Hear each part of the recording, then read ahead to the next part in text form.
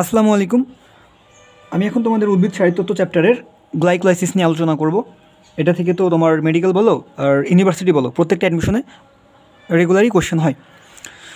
So এখন শুরু করি। দেখো, গ্লাইকোলাইসিস হচ্ছে এক অণু গ্লুকোজ জারিত হয়ে দুই অণু পাইরুভিক অ্যাসিড তৈরি করা। গ্লাইকোলাইসিসকে ইএমপি পাথওয়ে বলা হয়।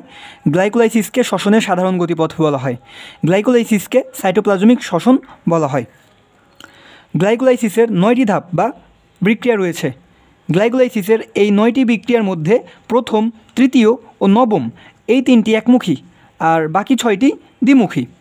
গ্লাইকোলাইসিস বিক্রিয়ায় ব্যবহৃত এনজাইম, সেখানে আমি জাস্ট এই প্রথম, দ্বিতীয়, তৃতীয় এবং নবম এই 4টা বিক্রিয়ার ক্ষেত্রে কাঁচামালগুলা কি, উৎপাদ কী আর হচ্ছে তোমার এনজাইম কী ব্যবহৃত হয় এগুলা লিখে দিয়েছি, তোমরা একটু মনোযোগ দিয়ে শুনলেই পারবে। সো প্রথম বিক্রিয়ার ক্ষেত্রে কাঁচামাল গ্লুকোজ।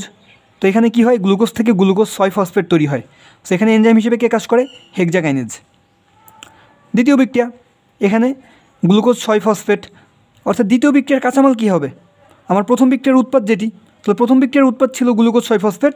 সো গ্লুকোজ 6 ফসফেট দ্বিতীয় বিক্রিয়ার ক্ষেত্রে কাঁচামাল।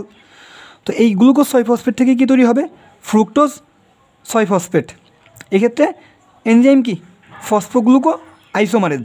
ওকে, এখন তৃতীয় বিক্রিয়া, এখানে আমাদের উৎপাদ হবে, বিক্রিয়কটা হবে কি, দ্বিতীয় বিক্রিয়ার উৎপাদ, অর্থাৎ ফ্রুক্টোজ 6 ফসফেট। এখানে ফ্রুক্টোজ 6 ফসফেট থেকে ফ্রুক্টোজ 1,6 বিসফসফেট তৈরি হয়। এক্ষেত্রে এনজাইম হচ্ছে ফসফোফ্রুক্টোকাইনেজ। নবম বিক্রিয়া অর্থাৎ লাস্ট বিক্রিয়া যেটা, সেখানে কাঁচামালটা হচ্ছে 2-ফসফোইনল পাইরুভিক অ্যাসিড। এটা থেকে কী তৈরি হয়, পাইরুভিক অ্যাসিড তৈরি হয়।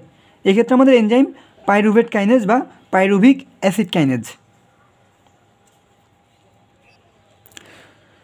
এরপর দেখো, গ্লাইকোলাইসিস কোষের সাইটোপ্লাজমে ঘটে, আর বাকি যে 3টা বিক্রিয়া শ্বসনের সেগুলো কোথায় ঘটে, মাইটোকন্ড্রিয়ায় ঘটে।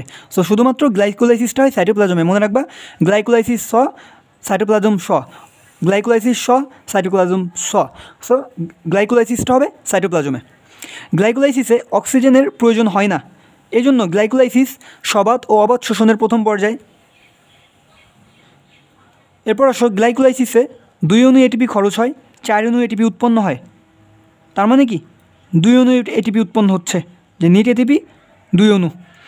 গ্লাইকোলাইসিসে 2 অণু কার্বন ডাইঅক্সাইড ও 2 অণু NADPH+H+ বা NADPH2 উৎপন্ন হয়। গ্লাইকোলাইসিসের সর্বপ্রথম উৎপন্ন বস্তু হচ্ছে গ্লুকোজ 6 ফসফেট, এর প্রথম বিক্রিয়া যেটা উৎপাদ ছিল সেটি আর কি। এবং সর্বশেষ উৎপন্ন বস্তু কি, পাইরুভিক অ্যাসিড। এটিপি থেকে এডিপি, অর্থাৎ এটিপি থেকে এডিপি অথবা এডিপি থেকে এটিপি তৈরির জন্য কাইনেজ এনজাইম লাগে। NAD থেকে NADH2 অথবা FAD থেকে FADH2 তৈরির জন্য ডিহাইড্রিজেন এনজাইম লাগে। ডিহাইড্রিজিনেজ, মাঝে মধ্যে হচ্ছে একটু প্রোনাউন্সিয়েশন একটু ঝামেলা হয়ে যায়। ওকে, সো এটা পড়ো তাহলে। এটা কি, আমি তোমার গ্লাইকোলাইসিসের জন্য যা যা দরকার ছিল সব কিছু আমি একসাথে করে দিয়েছি, তোমরা জাস্ট এটা পড়ো, আর আমি আমার এই নোটটা তোমাদের হচ্ছে PDF করে দিয়ে দেবো। সো এটা পড়লে হয়ে যাবে ইনশাল্লাহ।